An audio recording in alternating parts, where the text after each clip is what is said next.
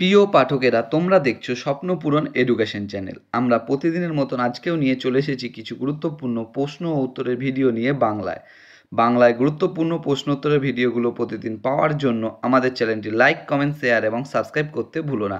Subscribe করে bell আইকনটি press করে নিও, তাহলে নতুন নতুন ভিডিও নোটিফিকেশনগুলো তোমরা খুব সহজেই পেয়ে যাবে। আপকামিং পরীক্ষার জন্য এই প্রশ্ন উত্তরগুলো কিন্তু খুব গুরুত্বপূর্ণ, তাই ভুলেও কেউ ভিডিওটা স্কিপ করো না, পুরো ভিডিওটা অবশ্যই মনোযোগ সহকারে দেখো। নতুন যারা আমাদের চ্যানেলে প্রশ্নোত্তরের ভিডিওগুলো দেখছো তারা অবশ্যই লাইক, কমেন্ট, শেয়ার এবং সাবস্ক্রাইব করে বেল আইকনটি প্রেস করে নিও। তোমরা তোমাদের বন্ধুদের প্রচুর পরিমাণে ভিডিওগুলো শেয়ার করো, যাতে তারাও আপকামিং পরীক্ষায় প্রশ্নোত্তর ভিডিওগুলো পেয়ে উপকৃত হতে পারে। আমাদের ডেসক্রিপশন বক্সে হোয়াটসঅ্যাপ গ্রুপ, টেলিগ্রাম গ্রুপের লিঙ্ক দেওয়া আছে, সেখানে গিয়ে সবাই অবশ্যই জয়েন করে নিও। এবং তোমরা কমেন্ট বক্সে কমেন্ট করে জানিও তোমাদের কোন বিষয়ের উপর ভিডিওর প্রয়োজন আছে, আমরা সেই বিষয়ের উপর ভিডিও নিয়ে আসার চেষ্টা করব। এবং এখনও পর্যন্ত যারা আমাদের চ্যানেলটি লাইক, কমেন্ট, শেয়ার এবং সাবস্ক্রাইব করনি তারা অবশ্যই লাইক, কমেন্ট, শেয়ার এবং সাবস্ক্রাইব করে দিও। এবং তোমরা কিন্তু প্রশ্নগুলো দেখা মাত্রই কমেন্ট বক্সে উত্তর করার চেষ্টা করবে, তাই অযথা সময় নষ্ট না করে চলে আসি আজকের প্রথম প্রশ্নে। আজকের প্রথম প্রশ্ন, 1 নম্বর প্রশ্ন, স্যার সিভি রমন নোবেল পুরস্কার পেয়েছিলেন বিকিরণের কোন ঘটনার জন্য? তোমাদের সামনে 4টে অপশান রয়েছে, 4টে অপশানের মধ্যে সঠিক উত্তরটি হয়ে যাবে অপশান বি, বিচ্ছুরণ। স্যার সিভি রমন নোবেল পুরস্কার পেয়েছিলেন বিচ্ছুরণ ঘটনার জন্য। এর সম্বন্ধে গুরুত্বপূর্ণ তথ্য তোমরা দেখে নাও। স্যার সিভি রমন পদার্থবিদ্যায় নোবেল পুরস্কার পেয়েছিলেন আলোর বিচ্ছুরণ এবং তার নামে নামকরণ করা প্রভাবিত আবিষ্কারের জন্য। এই ঘটনাটি রামন এফেক্ট। এই ঘটনাটি কিন্তু রামন এফেক্ট বা রামন প্রভাব নামেও পরিচিত।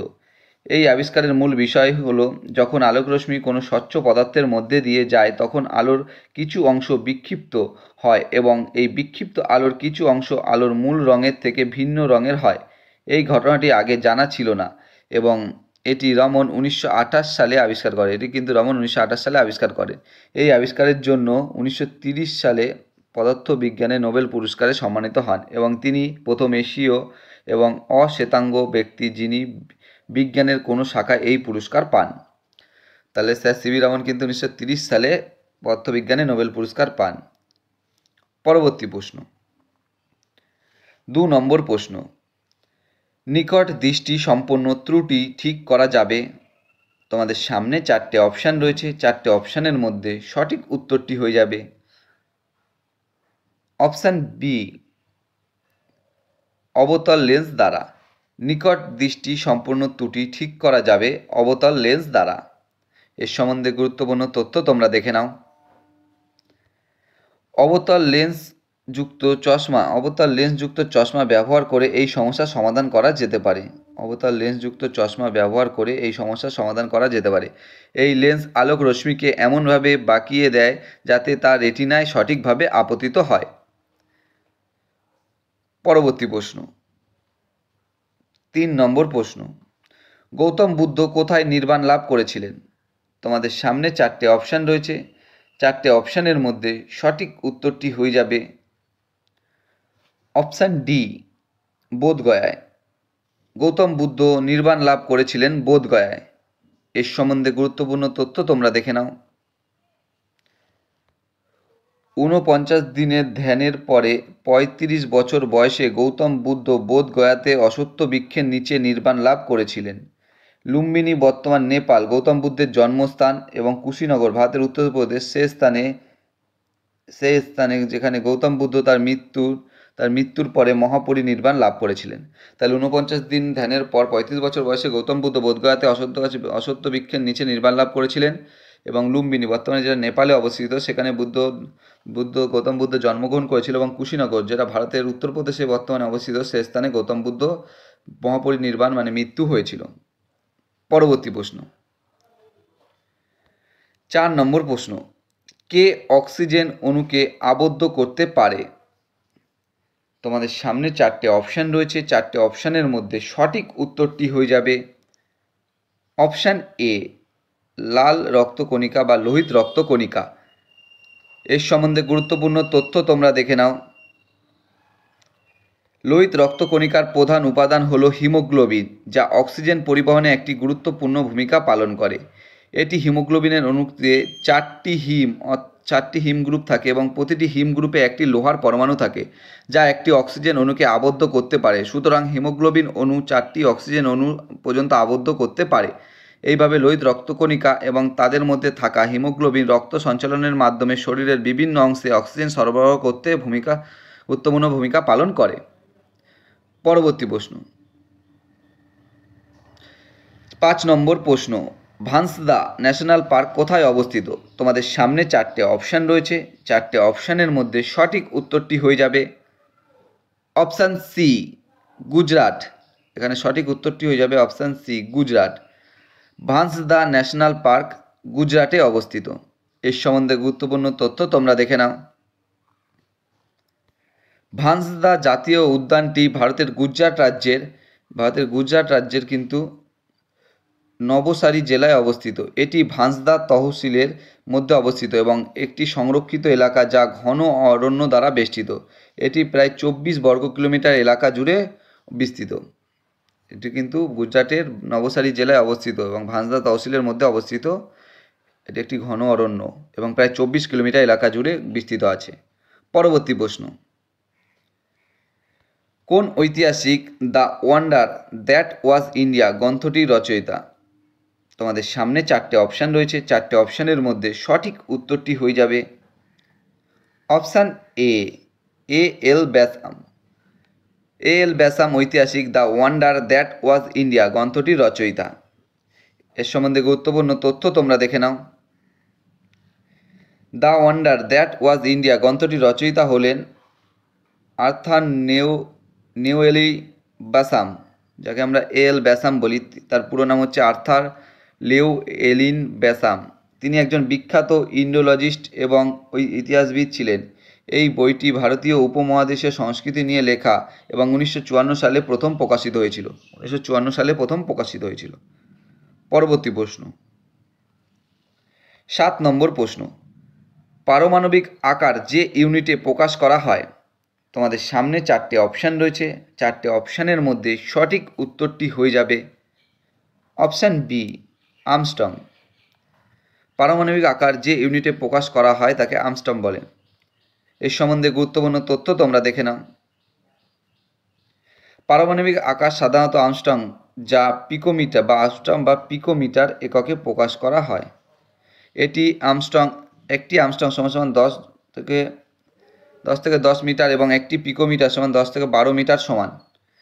পারমাণবিক আকার বলতে সাধারণত একটি পারমাণবিক নিউক্লিয়াস থেকে তার বাইরের ইলেকট্রন পর্যন্ত গড় দূরত্ব বোঝায়। এই দূরত্বটি সাধারণত ছোট হয়, তাই আর্মস্ট্রং বা পিকোমিটারের মতো ছোট এককগুলি পারমাণবিক আকার পরিমাপের জন্য সুবিধাজনক। পরবর্তী প্রশ্ন, 8 নম্বর প্রশ্ন, কোন শহরটি মুলামুথা নদীর তীরে অবস্থিত? তোমাদের সামনে 4টে অপশান রয়েছে। 4টে অপশানের মধ্যে সঠিক উত্তরটি হয়ে যাবে অপশান এ, পুনে। পুনে শহরটি মুলামুথা নদীর তীরে অবস্থিত। এর সম্বন্ধে গুরুত্বপূর্ণ তথ্য তোমরা দেখে নাও। মুলামাথা নদীর তীরে পুনে শহরটি অবস্থিত। এটি মহারাষ্ট্র রাজ্যের একটি প্রধান শহর। এই নদীটি মুলা এবং মাথা নদীর সঙ্গম দ্বারা গঠিত এবং পরে এটি ভীমা নদীতে মিশেছে। এটি কিন্তু ভীমা নদীতে মিশে গেছে। পরবর্তী প্রশ্ন, 9 নম্বর প্রশ্ন, পঞ্চায়েতি রাজ ব্যবস্থার মৌলিক উদ্দেশ্য হলো কোনটি নিশ্চিত করা? তোমাদের সামনে 4টে অপশান রয়েছে। 4টে অপশানের মধ্যে সঠিক উত্তরটি হয়ে যাবে অপশান সি, গণতান্ত্রিক বিকেন্দ্রীকরণ। পঞ্চায়েত রাজ ব্যবস্থার মৌলিক উদ্দেশ্য হল গণতান্ত্রিক বিকেন্দ্রীকরণ নিশ্চিত করা। এর সম্বন্ধে গুরুত্বপূর্ণ তথ্য তোমরা দেখে নাও। পঞ্চায়েতি রাজ ব্যবস্থার মৌলিক উদ্দেশ্য হল গণতান্ত্রিক বিকেন্দ্রীকরণ নিশ্চিত করা। রাজস্থানের নাগর জেলায় 2রা অক্টোবর 1959 সালে পঞ্চায়েত রাজ ব্যবস্থা চালু হয়। বর্তমানে প্রায় সব রাজ্যেই পঞ্চায়েত রাজ ব্যবস্থা চলছে। দ্বিস্তরীয় এবং ত্রিস্তরীয় পঞ্চায়েত রাজ ব্যবস্থা গৃহীত হয়েছে। 24শে এপ্রিল পঞ্চায়েতি রাজ দিবস পালন করা হয়। লর্ড রিপনকে স্থানীয় স্বায়ত্তশাসনের জনক হিসাবে বিবেচনা করা হয়। সংবিধানের ধারা 40-এ পঞ্চায়েতের কথা বলা আছে। তাহলে সংবিধানের ধারা 40-এ পঞ্চায়েতের কথা বলা হয়েছে। পরবর্তী প্রশ্ন, 10 নম্বর প্রশ্ন এবং আজকের শেষ প্রশ্ন, সতনামী বিদ্রোহ যে মুঘল সম্রাটের আমলে হয় তিনি ছিলেন? তোমাদের সামনে 4টে অপশান রয়েছে, 4টে অপশানের মধ্যে সঠিক উত্তরটি হয়ে যাবে অপশান ডি। সঠিক উত্তরটি হয়ে যাবে অপশান ডি, ঔরঙ্গজেব। সতনামি বিদ্রোহ যে মুঘল সম্রাটের আমলে হয় তিনি ছিলেন ঔরঙ্গজেব। এর সম্বন্ধে গুরুত্বপূর্ণ তথ্য তোমরা দেখে নাও। সতনামি বিদ্রোহ তখন ভঙ্গ করে দেওয়া হয়েছিল যখন ঔরঙ্গজেব নিজে ব্যক্তিগতভাবে নিয়ন্ত্রণ নিজের হাতে নেন এবং সতনামি নিঃশেষ করে ফেলার জন্য তিনি কামানসহ কিন্তু 10,000 সৈন্যকে প্রেরণ করেছিলেন। 1672 সালে সতনামি কৃষক, কারিগর এবং অফিসরদের নিয়ে গঠিত একটি সম্প্রদায় শক্তিশালী মুঘল সাম্রাজ্যে বিদ্রোহ ঘোষণা করেছিল। এটা কিন্তু 1672 সালে। একজন মুঘল সৈনিক একজন সতনামিকে হত্যা করলে বিদ্রোহ শুরু হয়। সতনামি প্রতিশোধ নিতে পালা এবং করে সৈন্যকে হত্যা করে এবং মুঘল সৈন্যদের পাঠানো হয়। সতনামি এলাকার প্রধান জনপদ নারনাউলকে আক্রমণ করে এবং মুঘলদের বিভিন্ন স্থানগুলিকে ধ্বংস করে দেয়, এমনকি তারা তাদের নিজস্ব প্রশাসনও স্থাপন করেছিলেন। সতনামি বিদ্রোহ 1672 সালে হয়েছিল এবং ঔরঙ্গজেবের সময়। বন্ধুরা, তোমাদের জন্য আজকে এই কটাই প্রশ্নোত্তর ছিল। প্রশ্নোত্তরগুলো পেয়ে যদি তোমরা উপকৃত হয়ে থাকো অবশ্যই আমাদের চ্যানেলটি লাইক, কমেন্ট, শেয়ার এবং সাবস্ক্রাইব করে দিও। সাবস্ক্রাইব করে বেল আইকনটি প্রেস করে নিও, তাহলে নতুন নতুন ভিডিও নোটিফিকেশনগুলো তোমরা খুব সহজেই পেয়ে যাবে। আপকামিং পরীক্ষার জন্য প্রশ্নোত্তরগুলো কিন্তু খুব গুরুত্বপূর্ণ, এবং নতুন যারা আমাদের চ্যানেলে প্রশ্নোত্তরের ভিডিওগুলো দেখছো তারা কিন্তু অবশ্যই লাইক, কমেন্ট, শেয়ার এবং সাবস্ক্রাইব করে দিও। সাবস্ক্রাইব করে বেল আইকনটি প্রেস করে নিও, তাহলে নতুন নতুন ভিডিও নোটিফিকেশনগুলো তোমরা খুব সহজেই পেয়ে যাবে। তোমরা তোমাদের বন্ধুদের প্রচুর পরিমাণে ভিডিওগুলো শেয়ার করো, যাতে তারাও আপকামিং পরীক্ষায় প্রশ্নোত্তরের ভিডিওগুলো পেয়ে উপকৃত হতে পারে। আমাদের ডেসক্রিপশন বক্সে হোয়াটসঅ্যাপ গ্রুপ, টেলিগ্রাম গ্রুপের লিঙ্ক দেওয়া আছে, সেখানে গিয়ে কিন্তু সবাই অবশ্যই জয়েন করে নিও। এবং তোমরা কিন্তু অবশ্যই কমেন্ট বক্সে কমেন্ট করে জানিও তোমাদের কোন বিষয়ের ওপর ভিডিওর প্রয়োজন আছে, আমরা সেই বিষয়ের ওপর ভিডিও নিয়ে আসার চেষ্টা করব। এবং এখনও পর্যন্ত যারা আমাদের চ্যানেলটি লাইক, কমেন্ট, শেয়ার এবং সাবস্ক্রাইব করেন তারা কিন্তু অবশ্যই লাইক, কমেন্ট, শেয়ার এবং সাবস্ক্রাইব করে দিও। তোমরা লাইক, কমেন্ট, শেয়ার এবং সাবস্ক্রাইব করলে আমরা আরও আগ্রহ পাবো এবং নতুন নতুন ভিডিও নিয়ে আসার চেষ্টা করব। তাই তোমরা এখনও পর্যন্ত কিন্তু যারা আমাদের চ্যানেলটি লাইক, কমেন্ট, শেয়ার এবং সাবস্ক্রাইব করেন তারা কিন্তু অবশ্যই লাইক, কমেন্ট, শেয়ার এবং সাবস্ক্রাইব করে দিও।